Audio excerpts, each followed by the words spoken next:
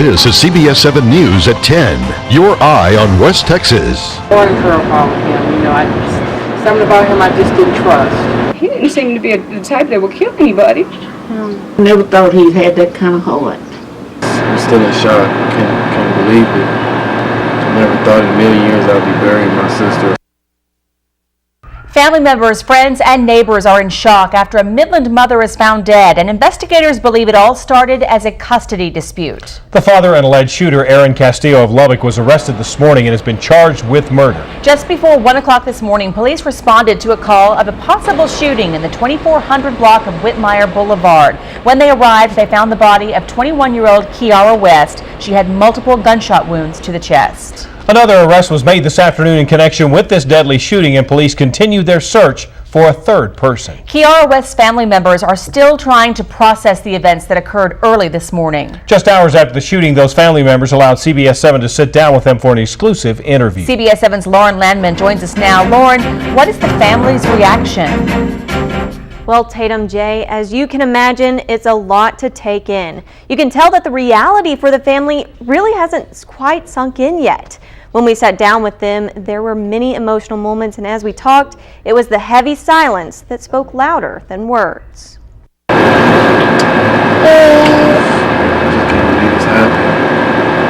Family members sat outside of their home in Midland not even 24 hours after the murder, reflecting on the news that 21-year-old Kiara West would never join them on those steps again. She was sweet.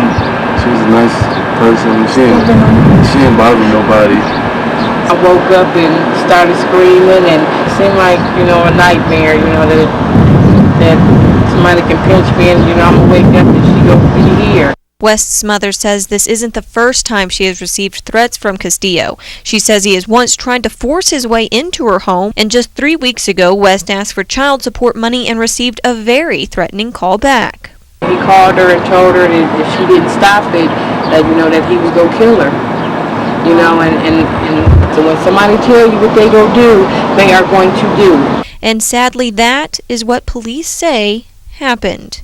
He told her that he was going to come bring some money for him and lured her to be, be friendly, and that's what he did after that, and he killed her. I never thought in a million years I'd be burying my sister or seeing my sister get buried.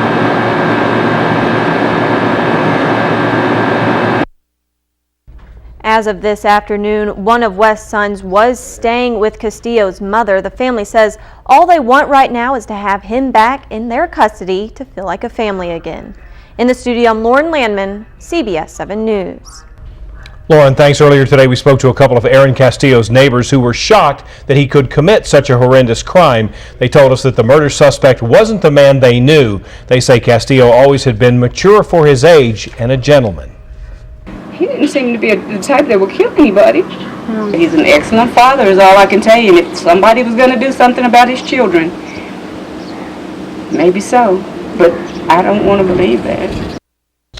One neighbor did mention that she thinks one of Hernandez's past relationships ended due to domestic violence. 21-year-old Carlos Martinez is also behind bars after he was arrested in connection with this shooting. Martinez is charged now with tampering with evidence. He's accused of hiding the murder weapon and clothing. His bond has not yet been set. Another warrant has been issued for a third person for tampering with evidence. We'll continue to follow this story. For the latest, go to our website at cbs7.com. New tonight at 10 o'clock, the Big Spring superintendent makes a big announcement at tonight's school board meeting. The Big Spring Herald newspaper reports that Dr. Steven Saldivar announced that he will resign by the end of the coming school year. Dr. Saldivar has led the school district since 2008.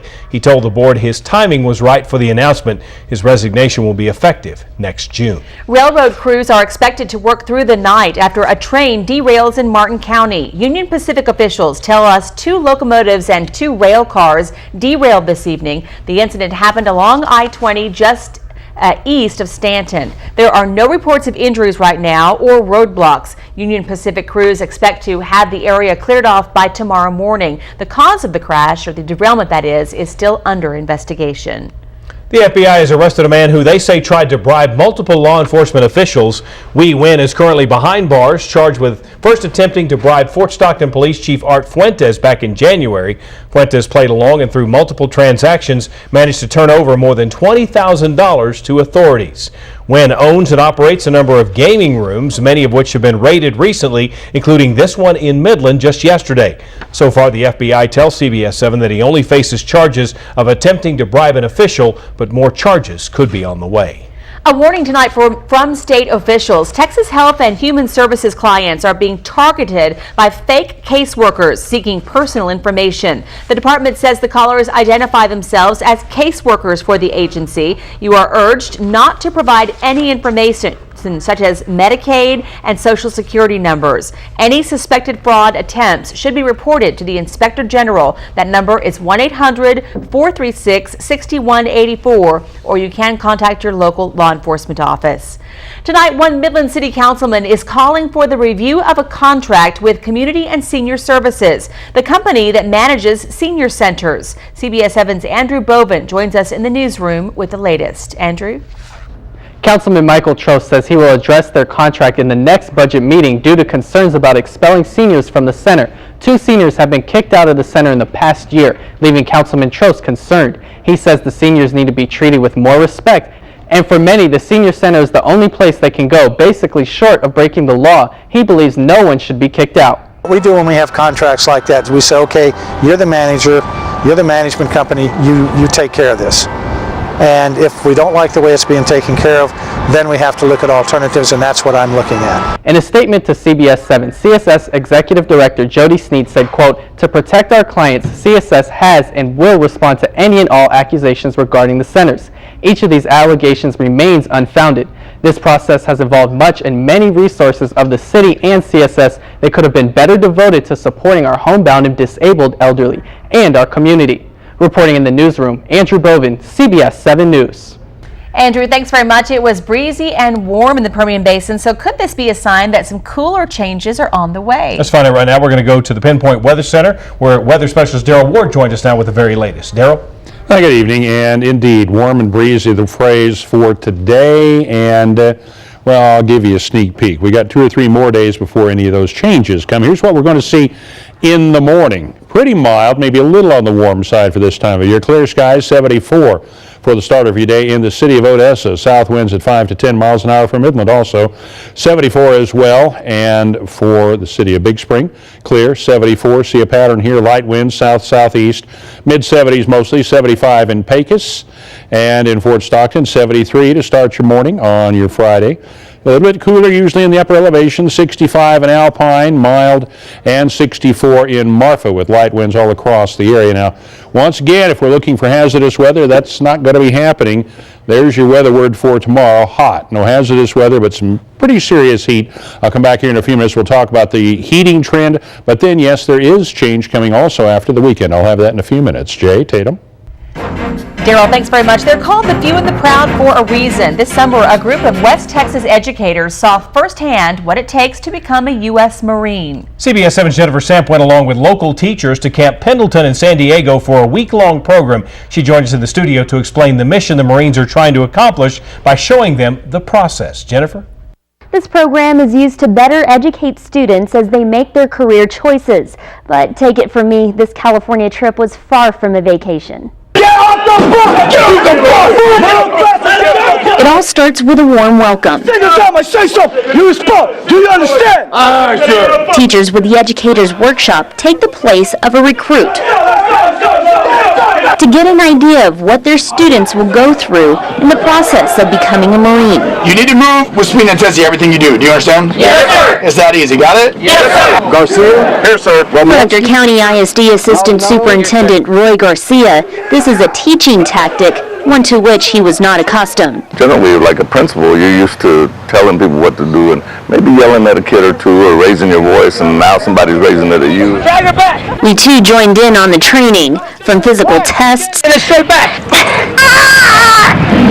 to mental obstacle courses. Jump. Unlike our group, mistakes are not tolerated for these recruits preparing for combat. If you touch the ground or the red, you're dead. To simulate death, you know how to grab these ammo cans here and walk all the way over there and then all the way back. That was not fun. Let's go! The hardest lesson, the bayonet course. Wearing heavy gear, we clumsily crawled through the sand, tried our luck on a rope bridge, and faced the enemy. But these obstacles are something a recruit must learn to do, and do well. It didn't take long for us to realize that this is not for everyone. It's shocking, you know, because you don't know exactly what's going to be the next step when you get there. You kind of get a sense, just a small taste of what they go through. By midweek, we asked ourselves a question that most likely crossed the minds of every recruit. What did I get myself into? And just when we thought it was over, we took aim at being good shots at the same range some of the best marksmen in the world were made. Because first and foremost, every Marine is a rifleman. This is college, but it's a different kind of college. Marines say the target is to give a new perspective to the educators who can inform their students with this experience. And for this educators workshop, I get a chance to thank, the teachers and the principals of the schools who teach these young men and women what it means to serve selflessly and sacrifice. When they come back, they're different young men, and now I see how. I'm ready to last cheese on compromises. There are leaders in the community now. You can tell as soon as they're done with this. As tiring as it looks, we only went through a small percentage of the 3-month training process. But it was enough to understand the transformation, which started with the first step on the yellow footprints. Beginning a journey only the best will finish. Tomorrow night on CBS 7 News at 10. We'll take you through the final challenge before these recruits can call themselves United States Marines. We caught up with a local recruit and his family to get their story. For your special report, I'm Jennifer Samp, CBS 7 News. Jennifer, thanks very much. Coming up, Midland City Hall gets an updated look in hopes of conserving water. Why city officials hope this project will inspire residents to make drought-conscious changes as well. But first, we've had mild weather conditions all week, so what's in store for your weekend? Weather specialist Daryl Ward is back after the break with a look at your 7-day forecast. You're watching CBS 7 News, your eye on West Texas.